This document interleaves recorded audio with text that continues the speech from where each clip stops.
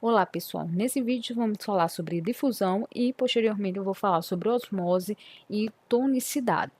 A difusão ela consiste então do processo em que átomos e moléculas vão se difundir, tá? Devido ao seu movimento térmico aleatório, também chamado de movimento browniano, onde as moléculas elas vão do local mais concentrado para o local menos concentrado. Então, tem um exemplo aí de um compartimento, né, que está separado aí por uma divisão, onde no compartimento aqui vamos chamar o do lado direito, vamos chamar o do lado direito, que está menos concentrado, do lado esquerdo está mais concentrado. Se eu retiro essa barreira, é provável, então, que tanto as moléculas que estão em A, nesse lado aqui, vão para o lado de esquerdo, para o lado direito, assim como é provável que as moléculas que estão do lado direito vão para o lado esquerdo, tá? Só que como a do lado esquerdo está mais concentrado, as moléculas, então, elas tendem a ir desse lugar para esse. Então, elas tendem a ir do local mais concentrado para o local menos concentrado, até que elas atingem, né, o chamado equilíbrio dinâmico, que é quando eu tenho aí a mesma concentração em ambos os locais, sendo igualmente provável, né.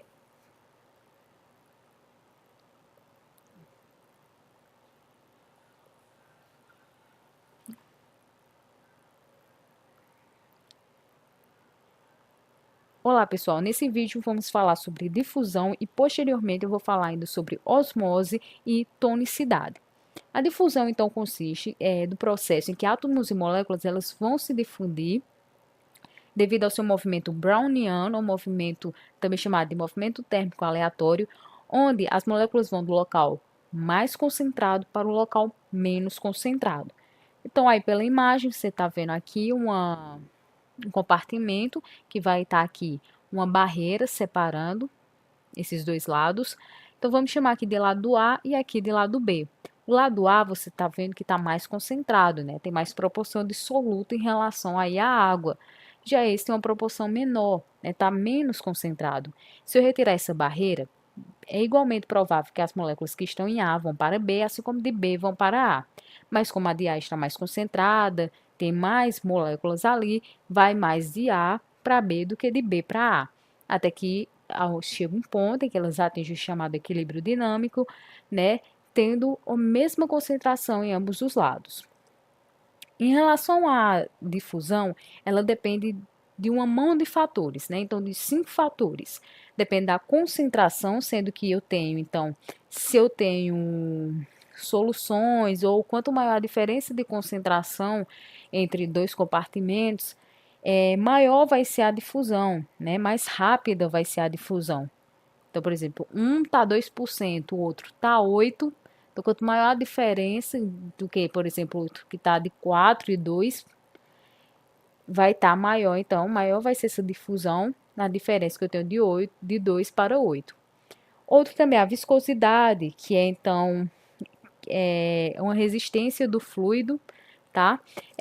Se essa resistência é maior, então, quanto maior a viscosidade, mais lenta vai ser essa difusão e vice-versa. Se eu tenho menos viscoso, mais rápido vai ser. Outro também em relação ao tamanho ou volume da partícula. Partículas maiores, né, ou de tamanho maior, elas vão se difundir de forma mais lenta do que partículas menores. O outro fator é a temperatura, porque quando nós temos aumento de temperatura, nós aumentamos o estado de agitação das partículas, né? Nós aumentamos a sua cinética.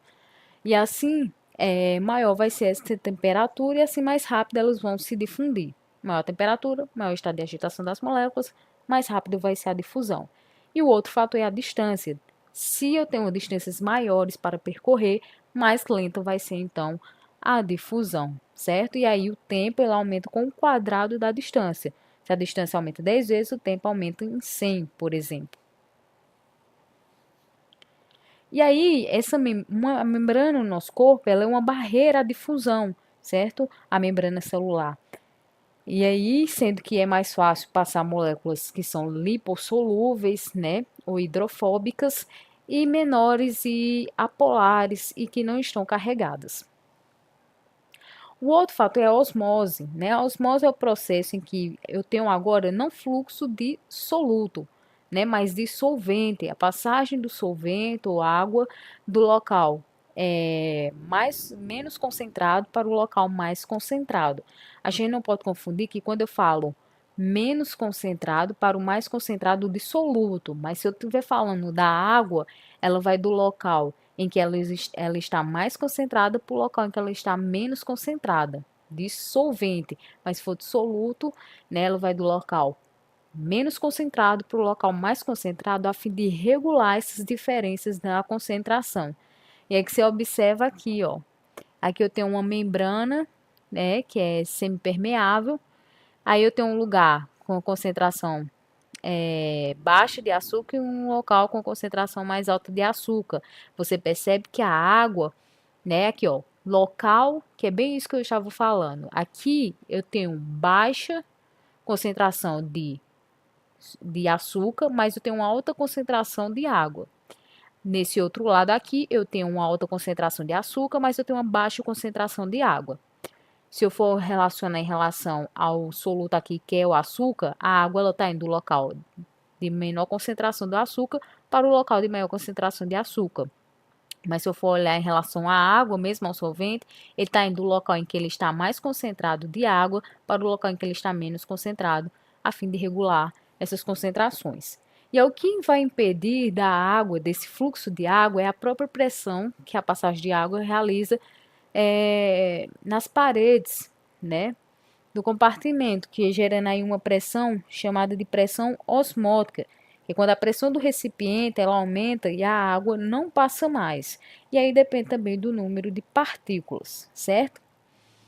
E aí, em relação a uma forma de medir a osmolaridade, é representada então por uma multiplicação produto entre é, esse símbolo aqui, que significa o coeficiente osmótico, onde geralmente se adota como valor de 1, o IR, que é o número de partículas livres da molécula de soluto, e M, que é então a concentração molar dada em mol por litro. Aí então você realiza um cálculo, né? Bem simples, e aí vai dar osmolaridade em osmol por litro. Às vezes você vê em miliosmol por litro. Daqui só dando um exemplo. Então, eu tenho cloreto de sódio que foi adicionado na água, virando uma solução de NaCl. A osmolaridade, então, vai ser representado. Então, se eu falo que a concentração molar é 1 mol por litro, e eu sei que quando a desassociação de NaCl na água é Na mais Cl menos, então o número de partículas livres são 2, tá? Então vai ser um cálculo entre 2, que é o número de partículas livres, vezes 1, que é mol por litro, vezes 1, que é como é adotado o coeficiente osmótico, gerando então produto de 2 osmol por litro. E em relação à osmolaridade, eu posso classificar como isosmótica, hiporosmótica ou hiperosmótica. E isosmótica, no caso, se eu tiver a mesma pressão osmótica, a mesma osmolaridade. Hipoosmótica, se... Então, por exemplo, tem uma solução A que tem a pressão osmótica menor que a do B. Então, a de A é hipoosmótica em relação a B. Mas, por exemplo, se A tiver, né, uma pressão osmótica maior em relação a B, então A é hiperosmótica em relação a B.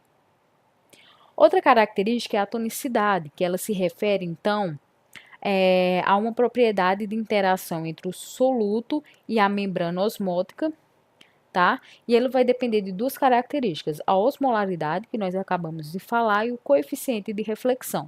O coeficiente de reflexão é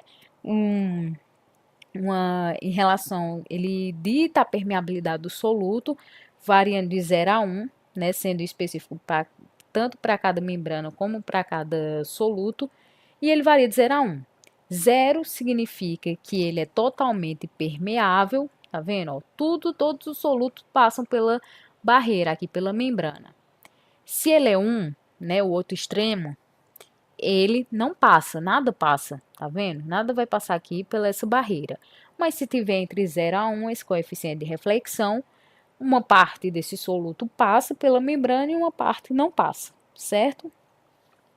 Em relação à tonicidade, nós podemos classificar, né, as soluções como hipertônicas, isotônicas ou hipotônicas, tá? E aí nós temos que, para a classificação, nós temos que levar em consideração tanto a osmolaridade como o coeficiente de reflexão, tá? E aí, um exemplo aí do que acontece com a hemácia é quando ela é submetida a esses três meios, né? Essas soluções. Se for uma solução hipertônica, concorda que a solução hipertônica ela tem uma osmolaridade maior, tá? E no caso aqui, se o coeficiente de reflexão for 1, nada do soluto passar para dentro da hemácia, tá? Isso aqui é valendo no caso de o coeficiente de reflexão ser igual a 1, tá? Se for hipertônica, coeficiente de reflexão igual a 1. Aí deu lá que a osmolaridade também, o meio externo era mais concentrado do que o meio interno da hemácia. Concorda que a água, por osmose, ela vai então sair de dentro da hemácia para ir para o meio externo, porque a água ela vai do menos concentrado para o mais concentrado. Então, se o meio externo está mais concentrado, ela sai de dentro da hemácia. Uma característica da hemácia é então murchar devido à saída de água. Por sua vez, se for deixado em meio isotônico, certo? Nada do soluto passou, do meio externo passou para dentro da hemácia, coeficiente de reflexão era 1, estava a mesma pressão osmótica ali, nada vai acontecer com a hemácia, certo? Mesma proporção de água que sai é a mesma água que entra. Então não acontece nada com a célula. Por sua vez, se for exposto a um meio hipotônico, certo? A água por osmose, ela vai então passar do meio menos concentrado, então, que é a solução hipotônica do meio externo, e vai então entrar dentro da hemácia, já que dentro dela está mais hipertônica em relação ao meio. E aí vai então gerar uma tumefação celular devido apenas à entrada de água, né? Ela vai inchar e pode sofrer hemólise, né? Ruptura, como está representado aqui. É isso que eu gostaria de falar para vocês. Qualquer dúvida, deixe nos comentários e se inscreve no canal para não perder nenhum vídeo. É isso aí, pessoal, e até a próxima.